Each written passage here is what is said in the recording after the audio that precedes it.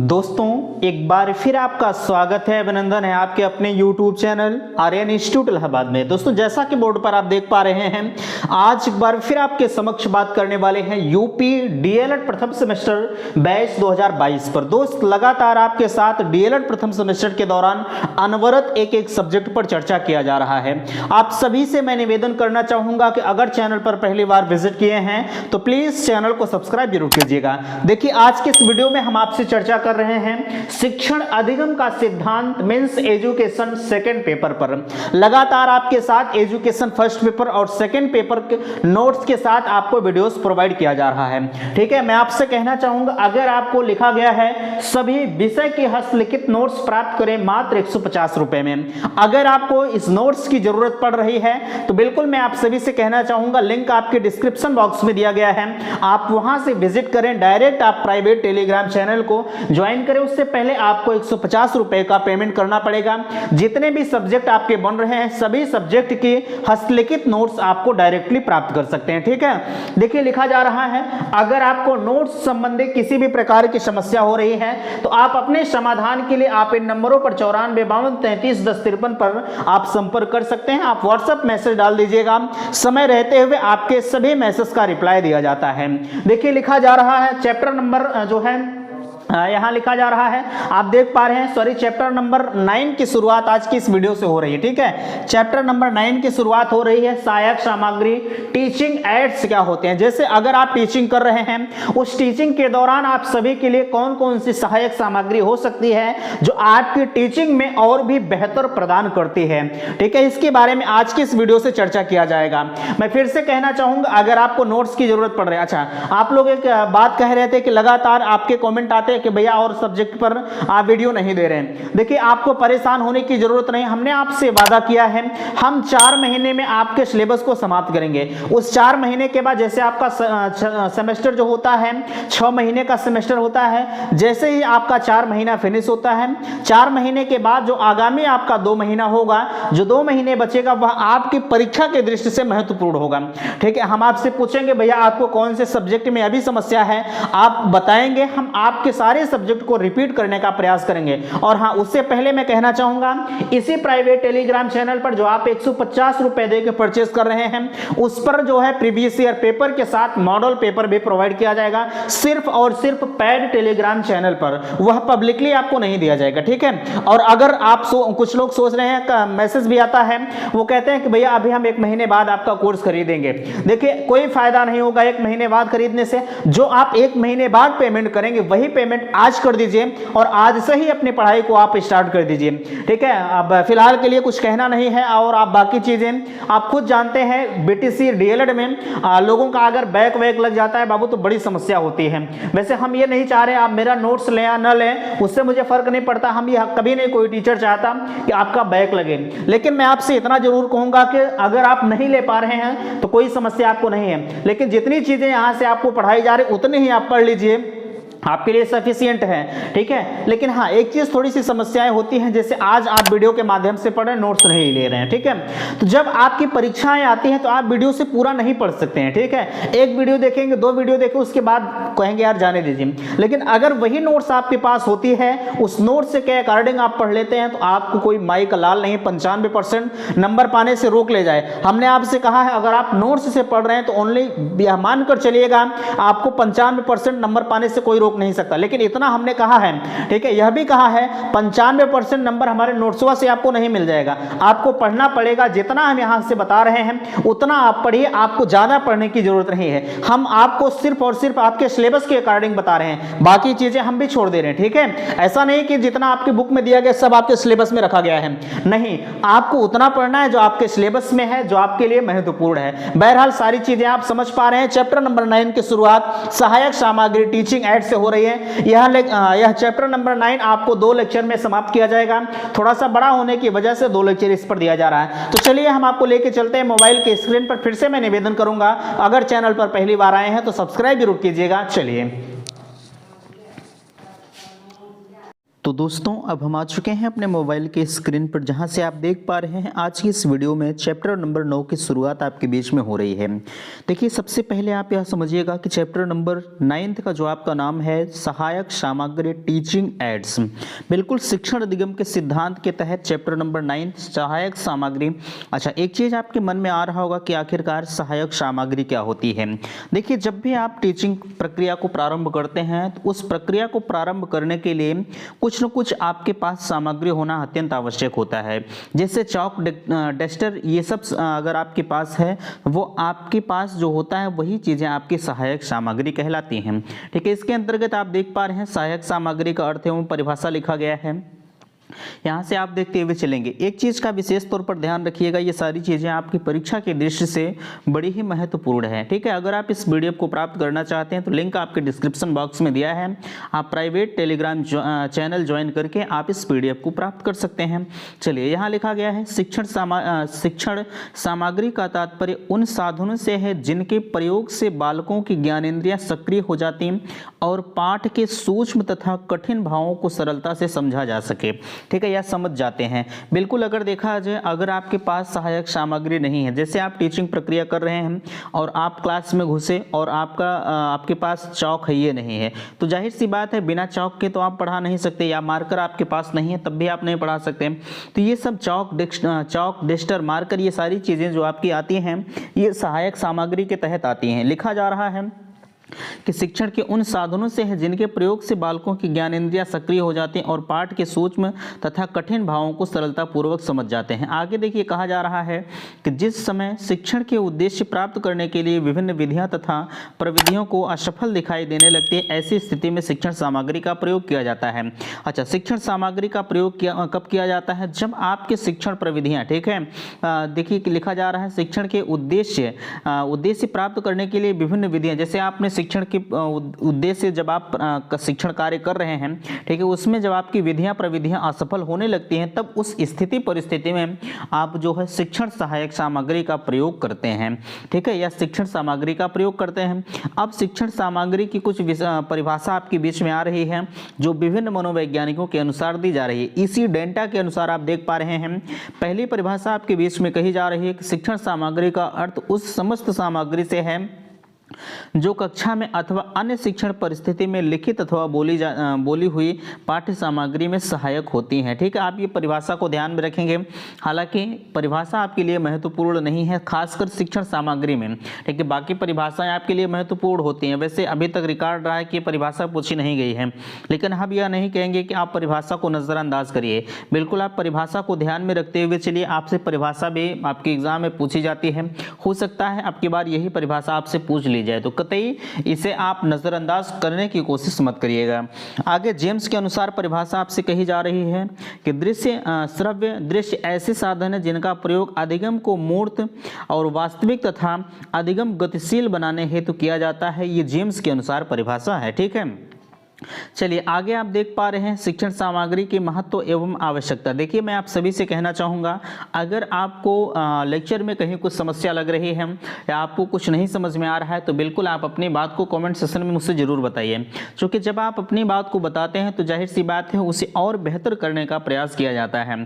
ठीक है, वैसे पढ़ने का आपका तब मकसद सफल होगा जब आपको सारी चीज़ें समझ में आएंगी। पता लगा आप पर डे लेक्चर देख रहे हैं और आपको समझ में नहीं आ रहा है तो कोई फायदा नहीं होगा।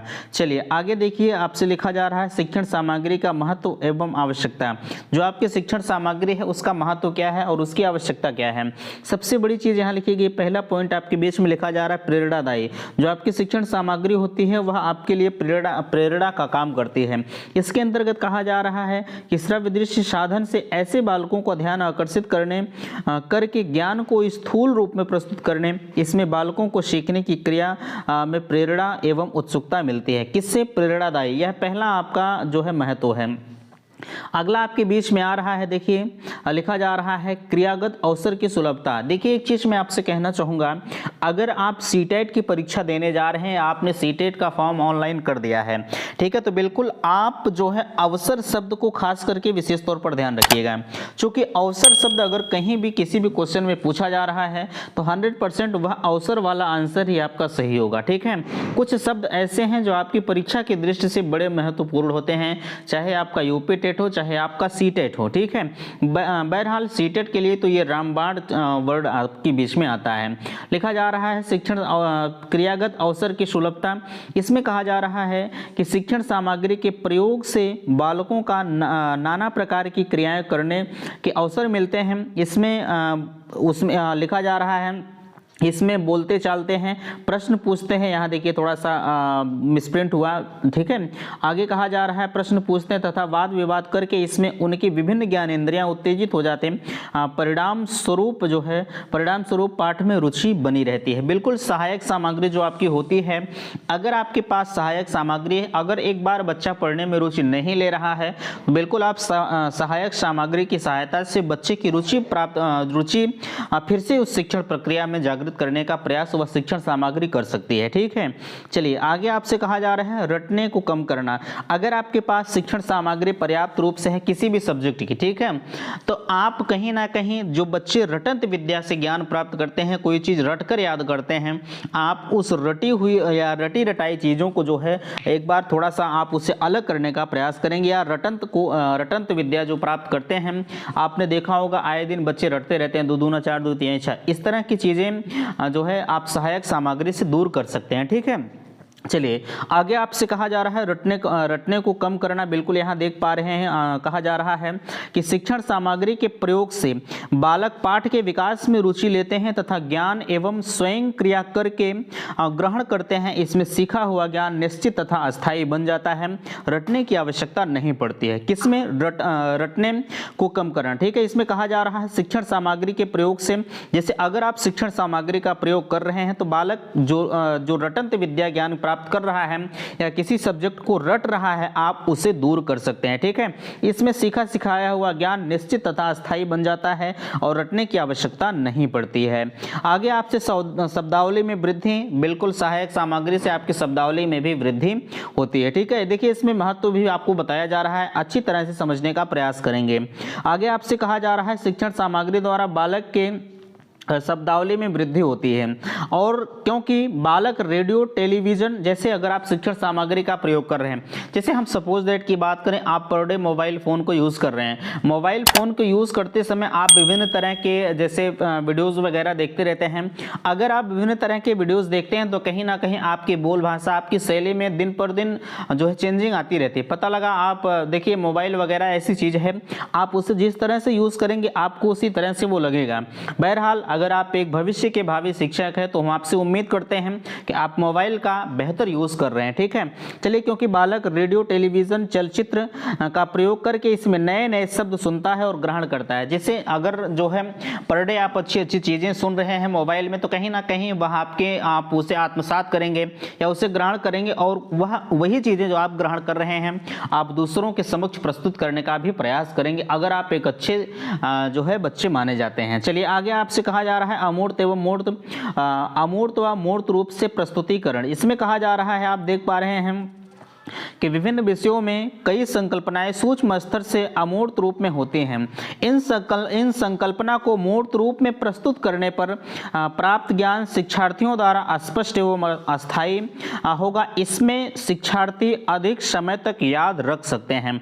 अच्छा, अमूर्त क्या होता है और मूर्त क्या होता है? देखिए अमूर्त जो होता है कोई चीजें आपके समक्ष नहीं रखी जाती हैं, ठीक है। और मूर्त क्या होता है, कोई चीजें प्रत्यक्ष रूप से आपके समक्ष होती हैं। जैसे आप वर्तमान समय में वीडियो को वॉच कर रहे हैं, आपके समक्ष जो मोबाइल आपकी है वह मूर्त रूप में है, और वही मोबाइल अगर आपसे कोई ले रहा है, आप उसको सोच रहे हैं कि काश हमारी मोबाइल ऐसे है वैसे है, वह आपके बीच में अमूर्त रूप से, ठीक है। मूर्त और अमूर्त को उम्मीद करते हैं कि आप समझ गए हैं, ठीक है। ये परिभाषा आपके बीच में आई, उम्मीद करते हैं कि समझे हैं। आगे आपसे कहा जा रहा है कि सहायक शिक्षण सामग्री के उद्देश्य, ठीक है। अब सहायक शिक्षण सामग्री के उद्देश्य क्या हो सकते हैं? देखिए ये कोठारी आयोग लिखा गया है, बड़ा ही महत्वपूर्ण है कोठारी आयोग। इसमें कहा जा रहा है कि शिक्षण के स्तर को ऊंचा रखने के लिए स्कूल में सहायक सामग्री का होना आवश्यक है। आज के समय में देखा जाता है कुछ ऐसे विद्यालय हैं जहां पर सहायक सामग्री का उपयोग होता ही नहीं और उनके सबके पास वैसे होने से आप इतना समझ लीजिए कि कुछ ऐसे विद्यालय हैं जो उनके पास सहायक सामग्री उपलब्ध नहीं है। जब उपलब्ध नहीं है तो जाहिर सी बात है आप वो उसे यूज़ कैसे करेंगे, और बिना सहायक सामग्री के जो आपकी शिक्षा है वह कहीं ना कहीं जो है बेहतर नहीं मानी जाती है। ठीक है, चलिए आगे कहा जा रहा है शिक्षण को स्तर को ऊंचा रखने के लिए स्कूल में सहायक सामग्री का होना आवश्यक है। आगे कहा जा रहा है निसंदेह इससे देश की शिक्षा स्रोत में क्रांति पैदा हो सकती है अगर आप शिक्षण सामग्री का प्रयोग कर रहे हैं। ठीक है, चलिए आगे आपसे कहा जा रहा है, आप देख पा रहे हैं अब एक एक चीज़ें आपके बीच में फिर से आ रही हैं। ठीक है, इसमें पहला नंबर आपके बीच में आ रहा है अवकाश के समय का सदुपयोग करना। जैसे आपके बीच में जैसे एक दिन संडे आता है, तो मान लीजिए संडे वगैरह जब भी होता है तो आप अपने कामों में हमेशा व्यस्त रहते हैं। अब ऐसा तो है नहीं कि आप दिन भर कपड़ा धुल रहे हैं या कुछ कर रहे हैं। ठीक है, तो जब भी आपके पास अवकाश, जब भी आपके विद्यालय से आपको अवकाश मिलता है या छुट्टी होती है तो आप उस छुट्टी का सदुपयोग कर रहे हैं। दिन भर खेलने कूदने में मस्त रहना वो बेफजूली का काम होता है। ठीक है, चलिए अगला कहा जा रहा है शिक्षार्थियों को अधिक क्रियाशील बनाना। बिल्कुल, ये क्रियाशील शब्द बड़ा ही महत्वपूर्ण होता है। कभी कोई भी शिक्षार्थी जब होता है तो शिक्षार्थियों को अधिक से अधिक क्रियाशील बनाना चाहिए, उन्हें कार्य करने का अवसर देना चाहिए। कोई भी कार्य हो, एक शिक्षार्थी जो भी होता है कोई भी कार्य जब हमेशा उससे कुछ न कुछ जो है वैसे एक चीज़ का विशेष तौर पर ध्यान रखिएगा कि एक छोटा सा बालक हो उसे हमेशा पढ़ने के लिए प्रेरित नहीं किया जाता है कि बाबू हमेशा तुम बैठे रहो पढ़ते रहो। कहीं ना कहीं अगर उसके साथ इस तरह का बिहेव करते हैं तो एक दिन वह उसे जो है छीड़ भावना उत्पन्न हो जाएगी, वह पढ़ते पढ़ते उब जाता है, दिमाग भी कुछ आराम मांगता है। ऐसे आप ये मत समझिएगा कि हमारा दिमाग थकता नहीं, थक जाता है। ठीक है, तो इसमें कहा जा रहा है शिक्षार्थियों को अधिक क्रियाशील बनाना, जो अपने कार्य हैं कम से कम शिक्षार्थियों को ऐसी शिक्षा दिया जाए जो अपने कार्य को खुद स्वयं कर सके। ठीक है, आगे कहा जा रहा है 3 नंबर में छात्र अध्यापकों की सहायता से सहायक सामग्री का निर्माण हेतु प्रोत्साहित करना। जैसे आप सहायक सामग्री का निर्माण कुछ न कुछ खुद कर सकते हैं।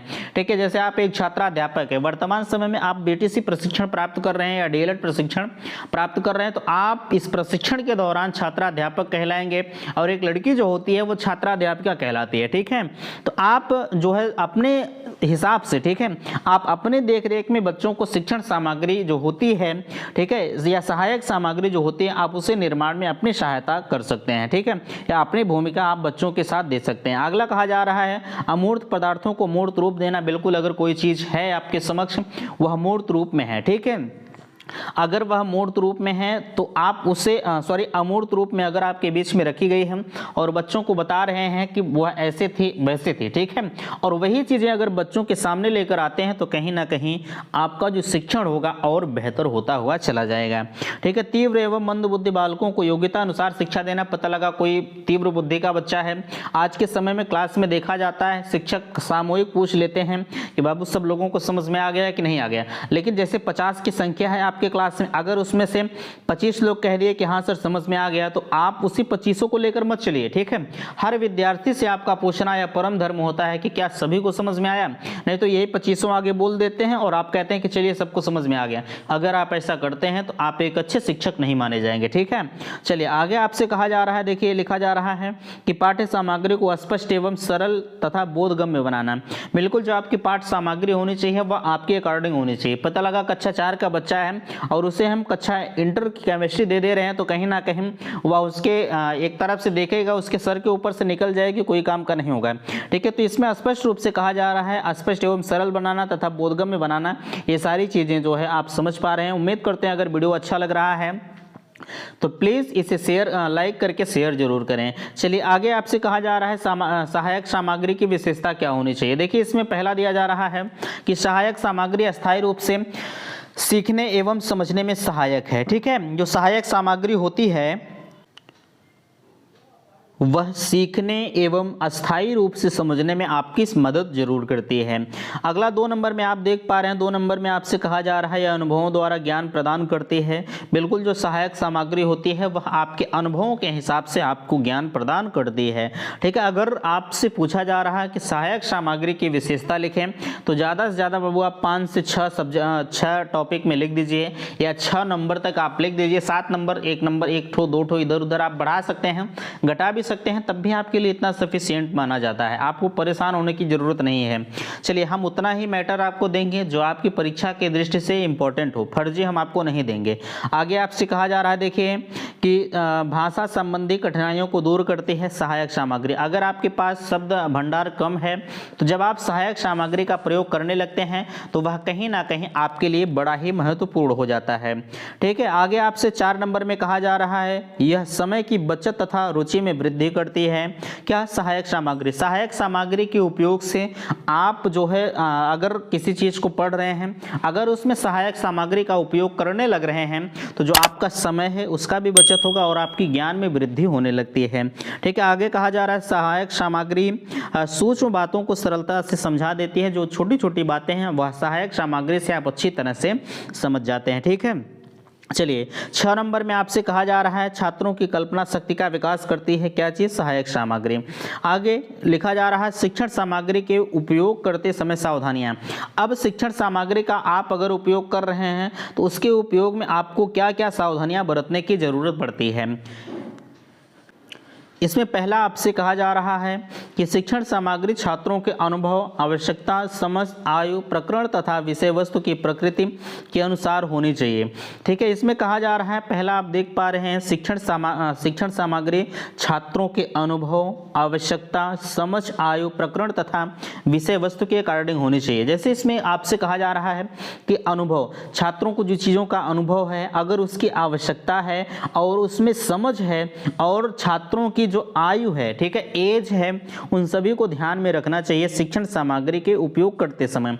पता लगा शिक्षण सामग्री का आप इंटरमीडिएट का उपयोग, इंटरमीडिएट की सहायक सामग्री या शिक्षण सामग्री का उपयोग आप प्राथमिक विद्यालय में कर रहे हैं तो वह पूरी तरह से फ्लॉप है, कोई मतलब की चीज़ नहीं होती है। ठीक है, 2 नंबर में आपसे कहा जा रहा है, भैया आपको बिल्कुल स्पष्ट लिखा गया है, देखिए। ठीक है, ज़्यादा इसमें आपको समझाने की जरूरत नहीं, जहां आपको आवश्यकता पड़ रही है सारी चीज़ों को डिफाइन करते हुए यहां से ले चला जा रहा है।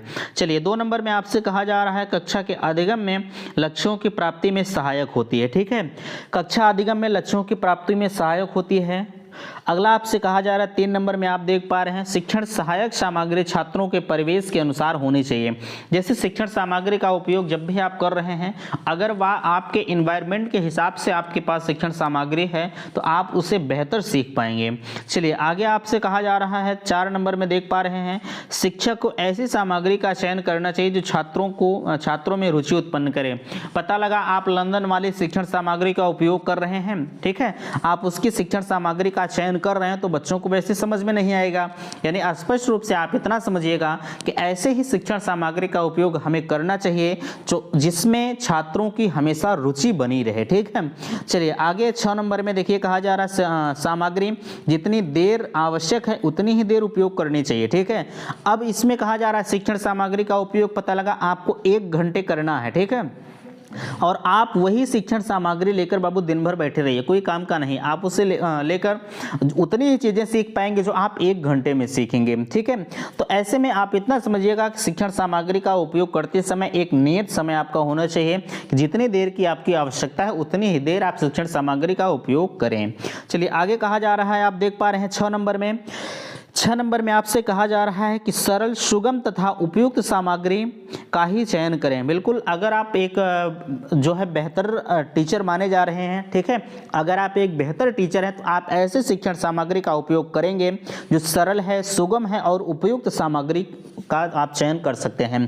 ठीक है, 7 नंबर में देखिए, छात्रों के सामने सहायक सामग्री का प्रदर्शन करने के पश्चात प्रश्न अवश्य पूछना चाहिए। जैसे आपने सहायक सामग्री का उपयोग कर लिया या शिक्षण सामग्री का उपयोग कर लिया, उसके तत्पश्चात बाद आप बच्चों से क्वेश्चन पूछिए कि बाबू आपको ये हमने सहायक सामग्री के अकॉर्डिंग सारी चीजें बताई हैं, क्या आपको समझ में आया कि नहीं आया। अगर बच्चे आपसे संतुष्ट हैं तब तो आपका पढ़ाया हुआ कहीं ना कहीं सफल रहा। अगर बच्चे संतुष्ट नहीं है तो आपकी पढ़ाई चीजें उन्हें समझ में नहीं आए, आपको दोबारा पढ़ाने की जरूरत है। तो ऐसे में लास्ट में आप इतना समझिएगा कि शिक्षण सामग्री के उपयोग के बाद जो है उनसे प्रश्न पूछना अत्यंत आवश्यक होता है। ठीक है, क्या अभी तक इतनी बातें आपको समझ में आई कि नहीं आई? प्लीज़ आप इसे कमेंट सेक्शन में मुझे ज़रूर बताएंगे, ठीक है। चलिए अब हम चलते हैं अपने अगले पेज पर। देखिए अगला पेज आपके समक्ष दिया जा रहा है।